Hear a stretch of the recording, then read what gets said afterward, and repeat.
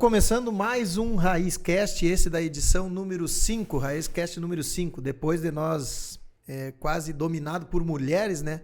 Dessa vez, então, nós estamos com o Dalprá, tivemos o Anderson antes e agora o Dalprá. Dalprá, seja bem-vindo, vou deixar para ti te apresentar aqui nosso RaizCast, que hoje vamos falar muito, talvez, questões financeiras, gestão de pessoas e a tua também experiência sobre cooperativas, né? Muito legal esse assunto. Bacana. Obrigado, Rodrigo. Obrigado pelo convite. Prazer estar aí podendo somar junto com vocês nesse projeto muito bacana. O quinto, o 5 do Dinho, né? Vamos levar assim. Somos gremistas, conhecemos há bastante tempo. Então, meu nome é Daniel Augusto Dalprá, natural de Encantado, 20 anos de experiência aí no mercado financeiro. Trabalho desde os meus 11 na empresa familiar. Com 17, fui trilhar um rumo um pouco diferente aí. Saí da minha região em 2007, fiz o caminho contrário ao que todo mundo faz. Vim para a fronteira, né? Normalmente o pessoal sai da fronteira, né? E vai para a serra. Eu fiz o caminho contrário, inverso. Muito aprendizado, muito legal mesmo. Saí de lá de Alegrete, da região, em 2019. Fui a Porto Alegre, fiquei um curto espaço de tempo num projeto em Porto Alegre. De Encantado, então, aos 17 anos, é isso? Aos 23. Aos 23. Isso, aos 17 eu saí de casa. Saiu de casa. Saí de casa, pois agora eu vou tocar a vida por conta, né? Trabalhava com meu pai tem um comércio até hoje lá, um comércio tacadista de bebidas. Mas aí por questões de conceito, por questões de querer me desafiar também, de não ser o filho do Dalprá, eu quis trilhar meu próprio caminho.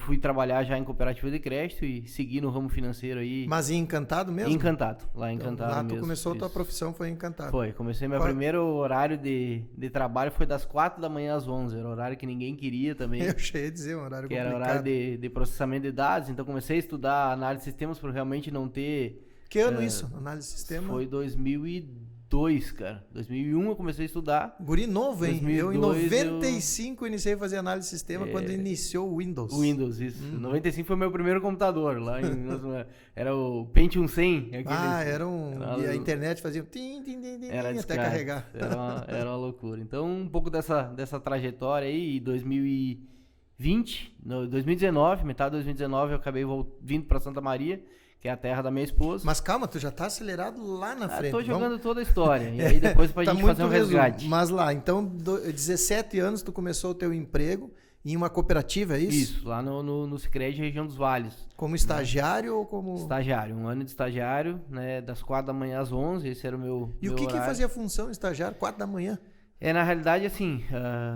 Hoje, se fosse olhar por questões legais, nem poderia, né? Mas na época era tudo mais tranquilo nessa parte e muito pela vontade, pela aspiração de querer fazer algo diferente. Eu queria me bancar o estudo, eu queria ter a minha vida por conta, né? Com muito esforço, foi realmente uma dedicação um pouco diferente nesse sentido. E eu fazia toda a parte do processamento de dados. Era uma época que era offline. Precisava estar ali para ter essa... Então, os arquivos chegavam no final da tarde. Ainda era o Zip Disk. Alguns vão se lembrar do Zip Disk. Eu até tenho um... Tinha o disquete e tinha o Zip Disk, que era um que tu zipava os arquivos e tinha um espaço maior de armazenamento. Eu tenho aí, inclusive, com aquele depois o maior, né? Que era quase um disco de um LP, que era mais desse tamanho. E aí aquele Zip Disk vinha com os dados, nós processávamos os dados na madrugada. Eram 8 computadores que eu trabalhava concomitantemente, assim, todos eles ligados, cada um processava um sistema, para ir pelas 7h30 da manhã, chegava os motoboy e pegava os malotezinhos com cada disquete de cada agência.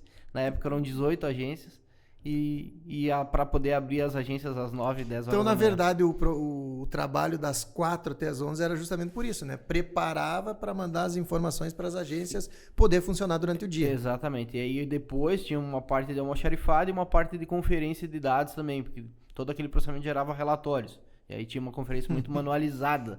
Não existia, vamos cruzar uma planilha de Excel, vamos fazer um Axis, Não, era tudo meio no manual. E aí foi aí um tempo, quase um ano. Depois pintou uma oportunidade com a saída de um colega. Que ano foi isso que tu falou? 2002 a 2003, assim, foi nesse período. Aí pintou uma outra oportunidade e aí eu fui para um outro caminho que era a parte de produto e serviços. Segui tocando essa parte até ter uma transição, então eu fiquei trabalhando 3 meses até o colega novo pegar bem as informações. Fiquei trabalhando 3 meses das 4 da manhã às 6 da tarde. Pegava o ônibus às 6 da tarde, ia pra faculdade, chegava meia-noite, às 4 da manhã eu tava trabalhando de novo. E aí, final de semana, ainda tinha um futebolzinho pro cara enganar um pouco. Na verdade, correr atrás da bola. Exato, né? Exato. Depois, então, isso nós estamos falando 2002, tu falou, né? 2002, até 2003 ali. Isso. E aí, tá aí, saindo daí, tu foi pra onde? 2003, daí eu fiz Foi promovido? Fiz uma transição de carreira na época, saí, inclusive mudei de curso, eu tava na área de sistemas, mudei para administração.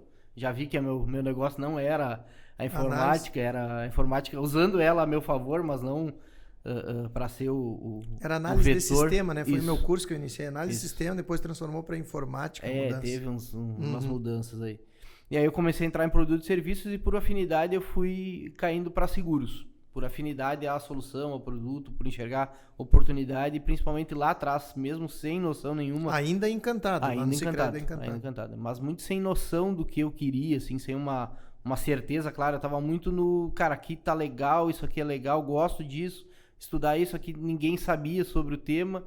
Vou fazer minha trajetória aqui, vou fazer meu nome nesse sentido. Aí eu acabei entrando muito nos seguros na época. Virei praticamente uma referência na solução, que foi o que me abriu as portas para ir para a Alegrete, né? Na época, realmente por uma questão muito mais pessoal e financeira e por um desafio de trabalho. Realmente um desafio que me encantou. Conversei com os presidentes. Na época nós atendíamos 3 cooperativas lá, do Sicredi também, então era uma superintendência compartilhada que a gente chamava. Aí em 2007 me mandei para as bandas da fronteira. Fui morar na praia, né? Fui morar em Manoel Viana. Então tu pegou. Foi pro litoral da Alegrete. Morar em Manoel Viana. Por uma questão de logística, como nós atendíamos a região de Santiago também, e foi bem na época que a Alegrete estava dando o boom da universidade lá, da Unipamp, então não tinha imóvel para alugar. O que tinha era muito caro. Para alugar para mim, era muito mais caro que alugar para 4, 5 estudantes, por exemplo. Aí o pessoal optava por alugar para 4, 5 estudantes. Então eu acabei morando em Manoel Viana, fiquei até 2007 a 2009 em Manoel Viana, depois aí sim eu fui para Alegrete, quando também nós deixamos de atender a região de Santiago e ficamos com uma cooperativa só, que foi a Itaquiense, a Sudoeste. Na verdade, só morava em Manoel Viana e trabalhava em Alegrete. Sim, realmente. Na realidade eu não Quantos tinha... quilômetros ali a distância? 40. Eu não tinha uma mesa específica, assim. Então eu estudava ainda, terminei minha faculdade em Alegrete, eu parei um tempo, depois voltei, acabei concluindo na Urcamp, a administração, minha primeira formação.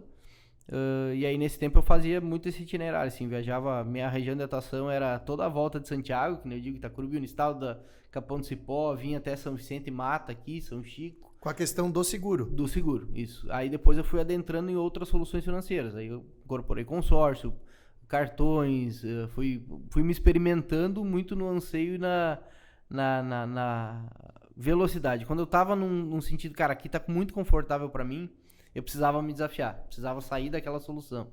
Entrei com crédito também uma época, enfim, fiz algumas experiências positivas, sempre agregando conhecimento e agregando entrega para a cooperativa, numa linha de assessoria. Então eu ajudava as equipes no desenvolvimento. No primeiro Fazia uma gestão, quase bem dizer, de pessoas. No primeiro momento mais técnico, assim, Rodrigo. No primeiro momento treinamento técnico mesmo. Isso, eu era o cara do técnico, assim. Isso foi até meados de 2012. Assim, eu era o cara do técnico, a referência técnica, conhecimento, eu dominava, era comigo. Em 2012 eu passei por um processo que até então eu não curtia, né, que foi um coaching, mas um coaching assistido, então ele não foi um coaching aspiracional, aquele que te abre um leque muito mais psicológico, ele foi um coaching sobre diretriz de carreira, e aí eu me identifiquei que queria muito ser gestor, eu adorava ser gestor, é o que eu quero, legal, tá, mas o que eu precisava para ser gestor? O técnico me dava algumas referências, mas ele não me dava o que eu tinha necessidade e que eu não enxergava, então teve um papel muito bacana a gestão que na época tocava comigo, com o qual faço referência ao pessoal lá que me acompanhou nesse processo, para realmente virar gestor. Primeiro eu tive o cargo e depois eu entendi o que era a função. Apanhei pra caramba. Isso eu acho que é um dos grandes aprendizados da minha trajetória, assim, né? Desse papel que com certeza tu também deve ter vivido isso em algum momento, porque tu sempre foi muito empreendedor. Me corri se eu estiver errado. Ainda tive um pouquinho de sorte porque eu tive a formação de oficial temporário, né? Então isso aí ajudou um pouco, mas a minha primeira missão chegando quando eu saí oficial aos 19 anos. Então fui assumir uma unidade, cheguei lá, me deram S1. S1 é parte, vamos dizer assim, o escritório do Exército, né? O S1 é serviços, escalas e tudo ali, burocrática. S2 serviço secreto, S3 treinamento, instruções e S4 fiscal. e eu assumi o S1, que é a função de capitão. E aí eu tinha 8 naquela sessão e a maioria subtenente com 25, 30 anos de serviço. Tá aí tu pode ter certeza que ali eu... Te deram aquilo e diz, vai. E ali eu tive que comandar aquele, tu imagina um guri de 19 anos chegando e comandando ali, então eu tive que ter muita sabedoria. E eu acho que esse foi... Todo mundo acho que leva um choque, né, na primeira gestão quando novo. Então ali eu... Mas a sorte que eu tive uma formação de oficial temporário, que ajudou um pouco, né? Tu passa por toda a situação. Mas vou te dizer que foi bem desafiador. Foi no forcejar mesmo, né? Foi na dureza. Foi, assim, eu tive o apoio, mas também foi muito nesse sentido. Cara, vai na tua aspiração, vai onde tu te sente bem. E aí, sem formação, sem nada. Caiu ali e vai embora. A formação da administração da universidade, me desculpa, ela não dá a formação de gestão. A minha, vou te dizer que a minha administração ainda foi por distância, pior ainda. Ela não te dá isso. Tu precisa buscar isso fora. Ela te dá o básico. Uma base. Eu digo quase caminhar. todo, né? Quase todos os cursos, se não é muito técnico mesmo, é uma base, né? E aí é o profissional que tem que buscar e fazer, não adianta. E a prática nada substitui a prática. Nada substitui. Então, assim, por mais que tu estude, que tu busque, tu tem que colocar em prática. É a teoria e a prática. Né? Muitas vezes a teoria dá um embasamento, né? E a prática é o que vai te dar. Tem esse conceito, né, Rodrigo, da questão do ou, né? Ou tu é financeiro ou tu é administrativo. Não, tu é financeiro e administrativo. Tu é negócio e tu é pessoa. Empreendedor, tu é tudo. É o e, né? Não é o ou, né? E tem essa questão quando a gente fala do mundo acadêmico e o mundo prático. É e, né? Tanto que hoje tu vê muitos professores de universidade que se formaram no teórico, indo buscar a vivência prática para poder ajudar no subsídio. São inúmeros casos aqui em Santa Maria. Os melhores professores que eu conheço em Santa Maria, eles têm a vivência prática também. Eles conseguiram agregar isso durante a sua trajetória. E até porque é um erro, né? Professor, ele tem que ser exclusivo, carga de professor, e aí está o erro. Porque é ele que vai passar o conhecimento, e se ele não tem a prática na universidade para passar, como é que ele vai, né? A não ser a teoria. E é um grande problema, né? Se nós vamos ver o mercado hoje, a gurizada que está saindo, e é uma coisa que eu discuto muito, não adianta muito o curso técnico, nível... por muito tempo, novos cursos superiores, abrimos 500 vagas, cursos técnicos para tudo que é lado.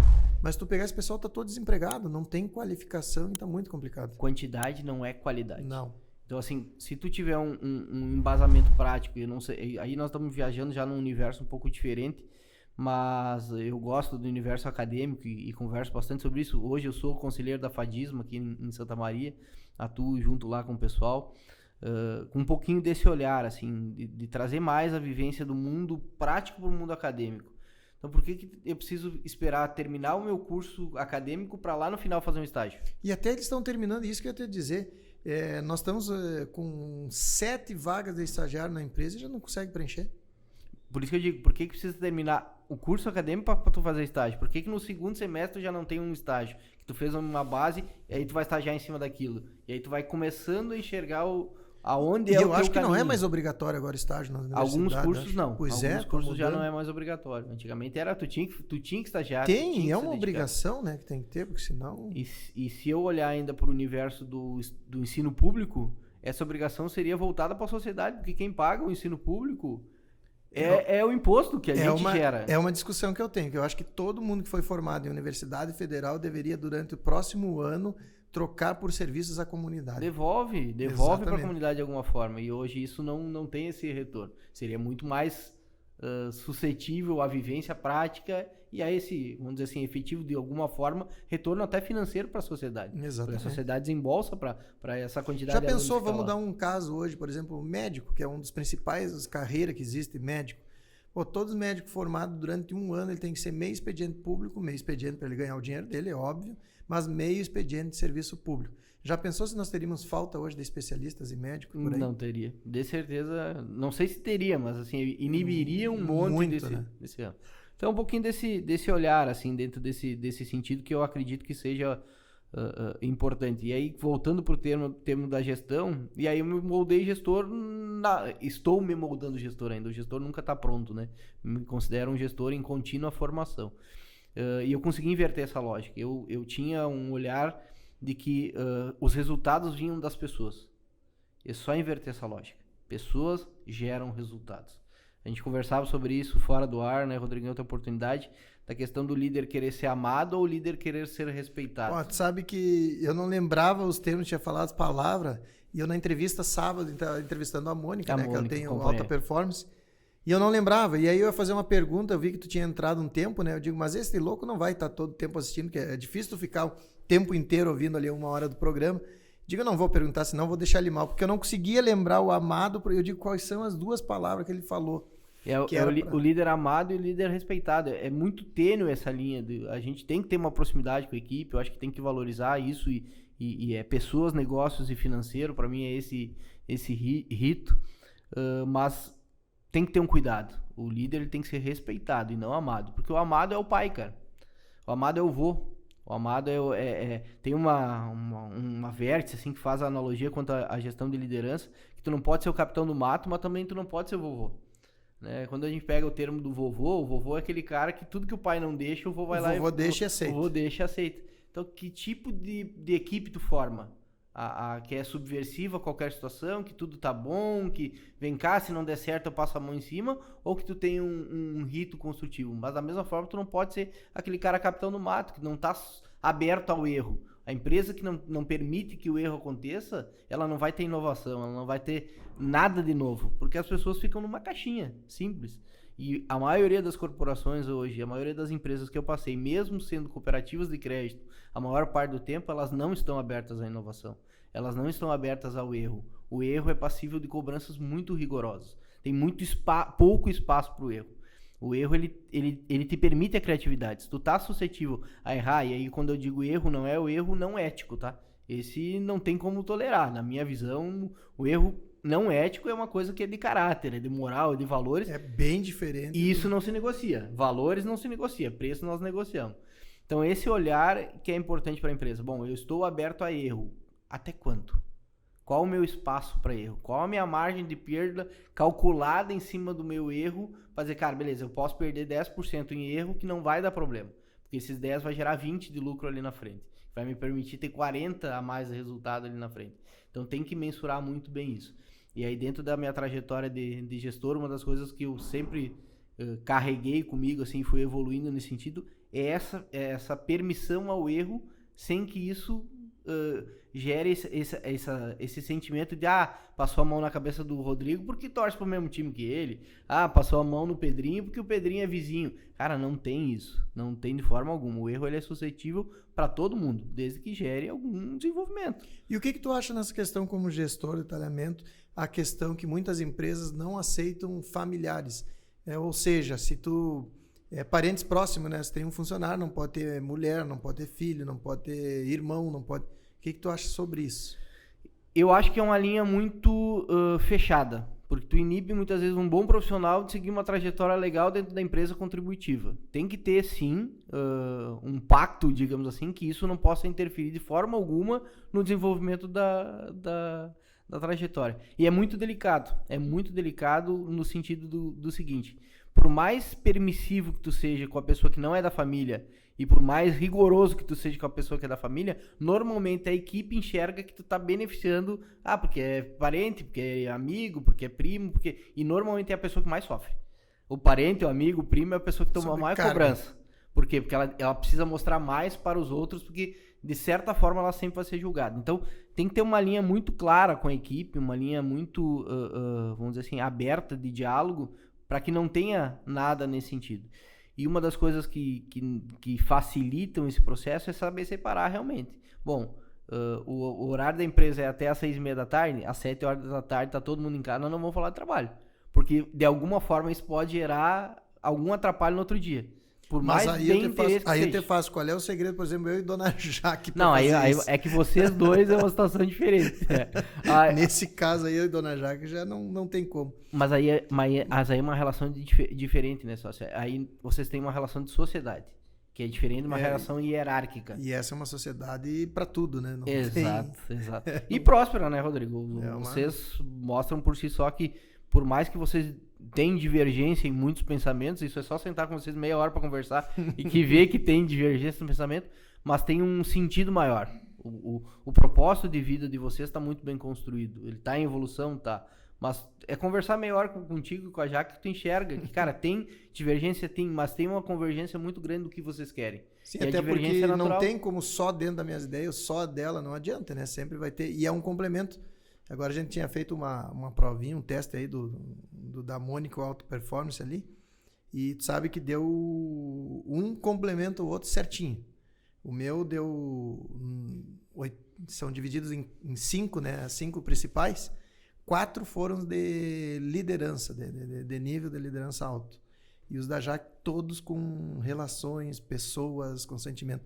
Então é bem hoje mesmo o foco na empresa, ela nessa gestão de pessoas e eu nessa questão da liderança e determinação. Então encaixa mesmo o enquadramento. Não, e é perfeito quando tu tem essa sinergia, e o que talvez seja um desafio para vocês é se permitir o E. Porque hoje a liderança e pessoas, né? Vamos dizer assim, uma parte pensa mais o estratégico e o financeiro, e outra parte pensa mais o humano e o olhar social. E vamos dizer assim, a principal empresa do grupo de vocês, que é a Parceria Solar, ela tem um olhar muito sustentável e que fala nas duas frentes. Porque se não gerar negócio, não gerar desempenho, não vai ter o outro lado, né? As duas coisas precisam se complementar. Então, o desafio de vocês é botar o E, né? Vamos fazer o que a Jaque quer ou o que o Rodrigo quer? Não. Vamos fazer o que os dois querem, junto. Que vai encaixar como encaixa isso. E aí, trazendo todo o restante do grupo junto, né? Que vocês têm gerentes, né? Nós precisamos de gerentes bons, né? A gente tem que trazer verdade, tem que ter gente boa junto. Mas tem uma equipe muito, muito boa. Tu vê pelo brilho no olho da galera, precisa de alguns ajustes, e como toda empresa precisar, a empresa que está pronta me apresenta. E né? Tu sabe que nessa forma do próprio do Alta Performance, nós estamos com 2 coordenadoras fazendo isso. Que é a Débora, coordenadora do RHDP, né? Que tem a mudança agora, né? Departamento de... Gestão de talentos, e a questão da ETI, que é coordenadora comercial e lojas. Então, as duas também no próprio teste delas, porque eu estou colocando todos os nossos maiores cargos, coordenadores, gerentes, para fazer isso também, fazendo uma análise toda, né? E complementa. A ETI, ela complementa muito na área racional. Essa análise que está fazendo é de perfil dos profissionais? Isso. Isso é muito legal. Então, a gente está... E nos 4 perfis até agora examinados, meu, da Jaque, da ETI e da Débora, todos se autocomplementaram. Eu acho que por isso que a gente encaixa muito na questão do pensamento e coisa com elas. E a ETI e a Débora eu brinco com elas, porque eu sempre falo muito, os 2 exemplos que eu dei é o Roberto Justus e o Celso Paulino Rigo, né? E muito legal até, cara, que a dona Rosângela, a esposa dele, tinha me mandado lá dizendo que ela botou no grupo da família o dia que eu falei, tinha mandado no grupo, no WhatsApp da família deles, com a palavra que tinha botado. E aí muito legal porque o Fábio ainda colocou ali, tá muito legal os Raizcast do Correia, tenho acompanhado alguns. Que legal. Então tu vê que é muito legal isso, né? E os 2 exemplos que eu tenho dos empresários. Mas o Roberto Justo é muito legal porque ele tem, eu não me lembro como é que é o nome da moça, que acompanha ele desde os primórdios, cara. É uma pessoa extrema confiança dele que conhece ele. E é o que eu digo da Débora e da ETI. Vocês não podem me abandonar, porque as duas ali, elas complementam, sabe? A ETI tanto no racional e a Débora na parte de estudo e pessoal, sabe? É muito legal isso. Mas eu acho que é bacana a forma como tu constrói isso com elas, né, Rodrigo? Me corrija se eu estiver errado, mas tu constrói de uma forma participativa. Ou seja, elas são parte integrante do processo. Elas estão junto. Elas não são pessoas que ocupam cargos ou funções. Elas fazem parte do contexto. E nós tentamos não só cargo de gerente e coordenador, a gente tenta todo mundo fazer. Agora na própria LGPD, hoje foi um dia que eu estou numa reunião, a cada 30 minutos é uma reunião. E a LGPD, com essa mudança grande, por exemplo, agora na próxima sexta-feira vai ter uma reunião para todos os funcionários entenderem a importância do não usar o telefone, que nem eu brigo com a moça que está aqui, a nossa, né, que usa celular, não pode mais, proibido o uso de celular particular, somente o uso da empresa, dentro de horários, grupo da empresa, dados. Então é importante as pessoas passarem para todo mundo estar junto e entender o que está acontecendo. E isso é um grande erro, às vezes, na questão de gestão, que tu simplesmente passa a ordem, faz detalhe, mas as pessoas não entendem o porquê daquilo. E elas têm que entender, e agora para a própria Gil mesmo, o que é? Não pode, é questão de lei, não pode usar telefone pessoal, não pode estar dentro de grupo, dentro da empresa para isso, porque muitas vezes também eu mando alguma informação, um detalhe fora do horário expediente, não é para eles responder, não é para estar, eles não podem trabalhar nesse horário. Então tem que ter dados de cliente, não pode estar... Então essa LGPD agora ela vai ter uma mudança bem forte e a gente está muito forte nisso. E é um exemplo. Os funcionários eles têm que estarem juntos, entenderem que rumo que a gente tem que tomar, o rumo correto e para onde vai, né? Isso é importante. Esse termo que tu trouxe da legislação, ele é algo que vai exigir das empresas e principalmente da gestão um olhar muito estratégico, mas vai agilizar alguns processos, assim como a pandemia, que não estou dizendo que ela foi boa, foi péssima. Mas a gente tudo tem que tirar um ponto positivo. Ela agilizou coisas. Ela evoluiu 10 anos de tecnologia. Muito. De reuniões que tu precisava sair daqui para ir para Brasília. Virtual, gastou mais. Onde é que se economizou nesse sentido, né, para a humanidade como um todo, né? Então também tem esse olhar positivo, como tu bem comentou. E tem um termo, Rodrigo, que é moderno, está em voga, mas que faz todo sentido com isso, que é o compliance. Né? Hoje tem a própria Fadisma mesmo que eu citei, tem um curso superior, uma pós-graduação em compliance. Pode falar para o pessoal que não sabe o que é compliance? Exato, porque assim, o compliance ele engloba tudo isso que tu falaste sobre a LGPD, toda essa parte de estrutura, toda essa parte de regramento, de segurança, trazendo esse olhar de gestão estratégico para dentro também. Então assim, quanto que isso impacta no dia a dia da empresa? Quanto da empresa está dedicado a isso? Mas principalmente uma coisa que tu falou lá no começo, quanto que as pessoas entendem disso? Então, vamos falar o termo em inglês, compliance, vamos falar... Cara, perdoa, mas isso aí é utopia. Vamos parar, nós estamos falando em Santa Maria, temos que olhar para fora. Não, e estamos falando em qualquer lugar do Brasil, as pessoas hoje gostam muito do termo. Eu sou um que falo direto, não. Esse termo em inglês, para mim, não. Vamos focar no raiz mesmo. Porque assim, ó, tu pode pegar com pessoas que entendem inglês, com pessoas que fazem um estudo diferente, que são poucas pessoas, mas a raiz do funcionário, a raiz das pessoas que estão contigo, não vão entender se tu começar só nisso aí. Elas querem entender aquilo que tu chegar claramente, passar para elas, e é isso que vai dar resultado no gestor. Vou te dar um conceito raiz, então, do Daniel sobre o compliance, tá? É as pessoas certas fazendo as coisas certas no momento certo. Simples.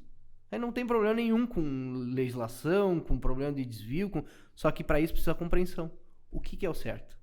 E aí vem o papel da liderança, vem o papel da gestão, de fazer conceitualizar que isso é certo e o porquê é certo. Mas sabe que é complicado? Eu tenho essa experiência das empresas pequenininhas e crescimento e chegar hoje no nível que está a parceria e é bem complicado. Tu tem que montar isso. E aí para te montar e chegar às informações, tu tem que ter pessoas e departamentos muito bem organizados, com processos parece que nunca termina a colocação dos processos. E ao mesmo tempo, tu não pode parar e dizer, vamos montar um planejamento. Não, tu tem que trabalhar, porque se tu não trabalhar no girar, não tem dinheiro.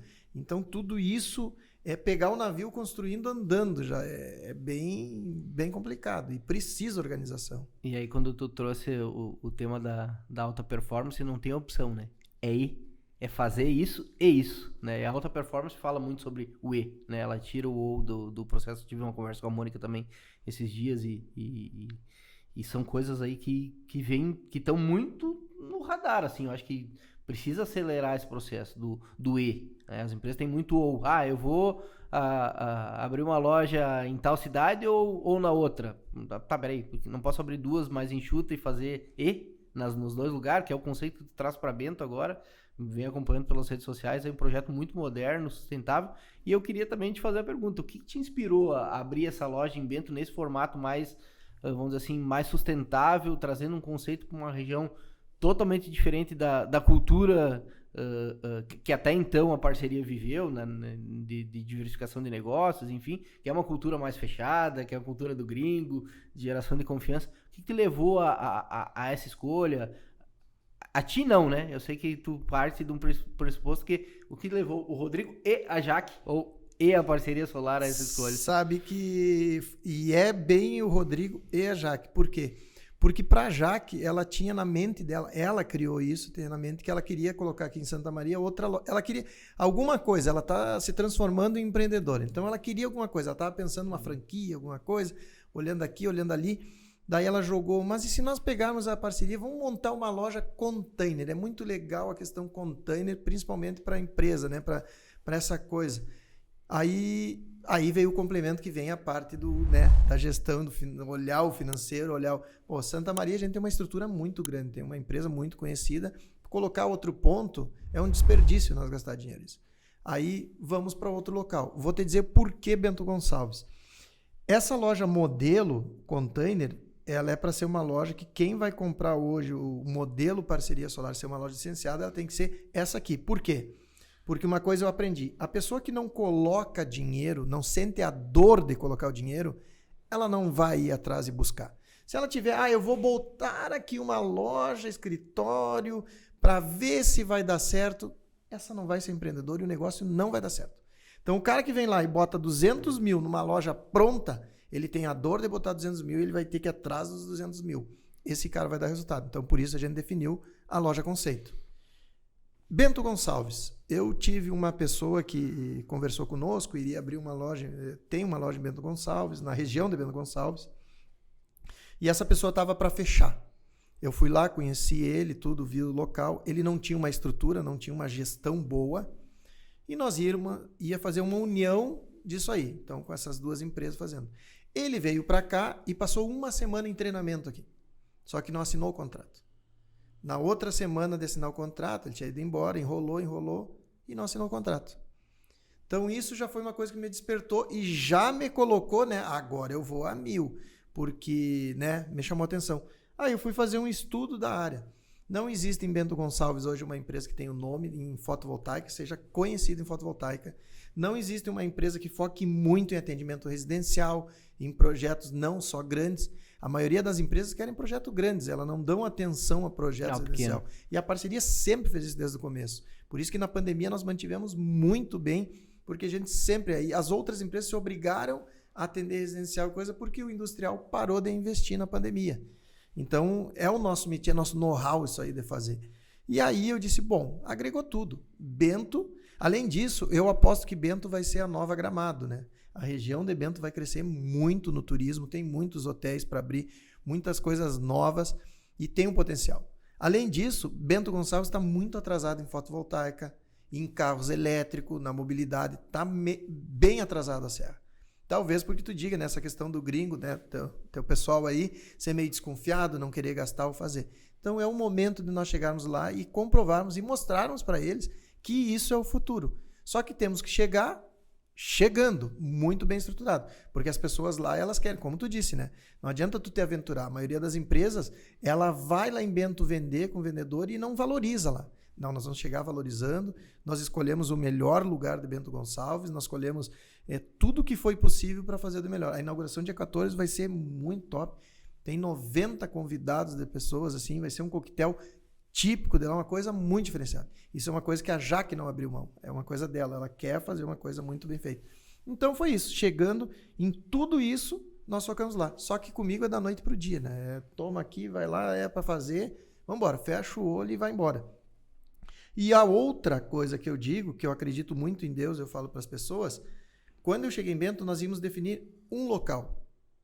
Durante isso, começou a dar problema nesse local para liberação. E aí apareceu um novo local de uma pessoa que foi soldado meu, serviu comigo em 99, lá em São Borja, e ele estava atuando em Bento Gonçalves. Ele disse, olha, tem um terreno ali numa imobiliária aqui, que o pessoal quer alugar, de repente vê com a dona ali. Só para te ter noção, um terreno absurdo, um dos mais caros que tem ali na região. É na principal ali. Naquelas duas principais avenidas, no foco ali. E esse terreno a gente conseguiu a proprietária nos alugar por um valor, vamos dizer assim, justo, sabe? No sentido, para nós, e dar essa força. E encaixou na hora, assim, fechou o negócio e alteramos para lá. Então eu acredito muito em Deus na hora certa, que Ele vai lá e nos dá pincelada. E aí foi assim que nós estamos agora, dia 14 de setembro, inaugurando a Loja Conceito e filial em Bento Gonçalves. Que espetáculo. Dia 14 agora de setembro. 14 de setembro. Projeto rapidamente tirado do papel. Então é da noite pro dia, né? E qual é a expectativa desse projeto, Rodrigo, assim, de Bento? A ideia é atender Bento ou é atender toda... Porque tem muita cidadezinha na volta ali, Bento, tu atende 80 quilômetros, tu atende muitas cidades. Tem muita cidade na volta. E isso dentro da logística é muito tranquilo para fazer o atendimento. Porque o diferencial hoje na parceria é que a gente não faz terceirização, a gente não atende cliente longe, porque depois tu tem que dar um pós-venda e longe tu não vai conseguir dar um pós-venda. Com o Bento tu consegue... Com o Bento ali tu consegue fazer muito tranquilo. Nós já temos em Vale Real uma loja funcionando. A equipe de Vale Real do Danel lá É muito top. O nome do cara é bom, é né? Daniel. O nome do cara é bom, então deve ser boa a empresa. Ele gosta de dormir, meio lento, mas o cara é bom. E daí, se tu analisar, a equipe deles também é boa, tem um apoio mais deles lá, porque Vale Real é pequenininho. Então, para ele, já transformou e mudou a nossa chegada, o marketing, o investimento. Então, tudo vai agregar. Ah, que espetáculo. Tu vai fechando as regiões, né? Eu acho que esse mapeamento é importante, assim, dentro desse... E nós temos a previsão pro ano que vem, eu quero abrir mais 2 lojas próprias nossas em 2 pontos estratégicos no estado. No estado. E eu acho que é esse que é o conceito, assim, Rodrigo. Quando tu tem o conceito do compromisso é com o amanhã, né? Tu montar uma loja física com uma estrutura robusta, com um espaço de metragem gigantesco, se tu tá vendendo sustentabilidade, não faz sentido.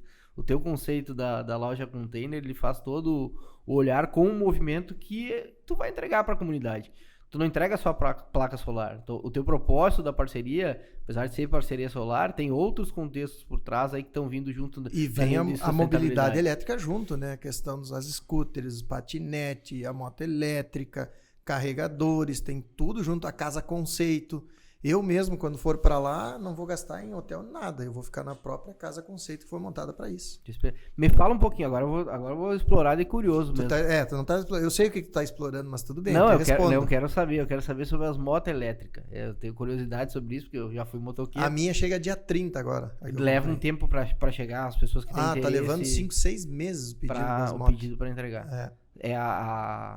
Qual a Volts, né? A Volts. Tem Volts. 3, né? Tem 3 a gente fez um convênio não direto com a Volts, às vezes com a Volts Caxias do Sul, fechamos a parceria com eles. Eles iriam pensando em montar uma loja para lá, e aproveitaram já para usar essa nossa estrutura toda para fazer essa... Eu dei uma lida sobre elas, tem a 180 e a 120 quilômetros, né? E EVZ, não de quilometragem de autonomia. Sim, 100 é com a bateria, 180 com 2 baterias. A Volts é a empresa que fez a parceria com o iFood lá em São Paulo. Isso, é uma empresa nacional e está sendo fabricada aqui em Manaus agora. Espetáculo. Bem legal. Vão ter o desafio de acelerar as entregas agora, né? Tá muito demorado. Eu comprei 2 motos antes de julho, se eu não me engano. Maio? Foi maio. Comprei em maio. E aí a primeira vai ser entregue agora dia 30, confirmou. E a outra parece que só para janeiro, dezembro, janeiro. Bom. Mas eles têm alguma justificativa? É bateria? Porque a mudança da fábrica, que era na China e agora trouxeram para o Brasil, parou a fabricação por um tempo e aí deu esse componente problema. Elétrico aí. Então hoje quem comprar também vai só lá para o ano que vem para pegar a moto. Mas as scooters já tem quase pronta entrega. Sim, mas eu ia dizer, se tu quiser comprar agora, né? Se tu comprar só ano que vem, vai levar mais tempo ainda. Então, exatamente. Né? Não, as scooters estão rápidas. A scooter tem quase pronta entrega também. E a scooter é uma mini moto, né? Sim. Então uma scooter hoje de 3.000 watts, que para carregar na serra lá bem tranquilo, são muito top, ela tá por 13, 14 mil. E para mobilidade urbana hoje é um espetáculo. E ela já, para quem tem carteira, emplacada, então as scooters estão tudo licenciadas. Tá rodando já. Legal. Que joia, que joia. Mas bacana. E aí, o que tu... Nós estamos mais ou menos olhando o tempo aqui. Dizer pelo horário. Temos 2 minutos já finalização. Vou deixar para ti fazer a finalização, dar o recado pro pessoal aí, para quem... Eu acho que a gente falou um pouquinho da trajetória e foi viajando um pouquinho nos assuntos, e eu acho que é um pouquinho disso. Eu acredito muito que a gestão, esse olhar de trajetória, ele tem muito o sentido da curiosidade e não se atentar apenas a um termo, né? A gente estava falando sobre sustentabilidade. Eu vejo hoje, e os líderes que mais me inspiraram na vida e os quais eu ainda acompanho, volta e meia me aperto alguma coisa, vou lá e troco alguma linha, tem um pouco dessa visão do híbrido. O cara não é só técnico, o cara não é só humano, o cara não é só... Ele consegue flutuar em todos eles. Então, quando a gente divaga um pouquinho no bate-papo, é por causa disso, porque o pensamento está sempre acelerado, pensando em coisas novas, pensando em modelos de fazer a mesma coisa de uma forma mais eficiente, mas com as pessoas, né? E não usando as pessoas para isso. Aquilo que eu falei lá no começo do podcast, onde a gente falava muito no sentido de usar as pessoas para o resultado. Isso, a literatura, quando eu comecei a estudar, dizia isso, né? As empresas precisam... O propósito da empresa é maximizar os lucros para os acionistas. Se a empresa focar só nisso, ferrou, tá? Não entrega para a sociedade por que a empresa existe. Todas as empresas, o Daniel considera, que são agentes vivos. Porque não existe uma empresa que não tenha uma pessoa por trás. Pelo menos uma. Tem que ter. Tem um ter, ser humano. Possível. Não existe nenhuma, eu não conheço nenhuma. Pode ser um grupo de empresas que está tocando, mas por trás desse grupo de empresas tem um acionista lá no final. Então ela tem um conceito de entregar para a sociedade algum propósito. Lógico que ela não é filantrópica, ela tem que entregar resultado, tem que gerar resultado. Mas isso é consequência de um propósito maior. Que quando eu olhei hoje de tarde, ele chegando na frente ali, tá ali, né? Nosso compromisso é com amanhã. Então já tá claro o propósito da empresa.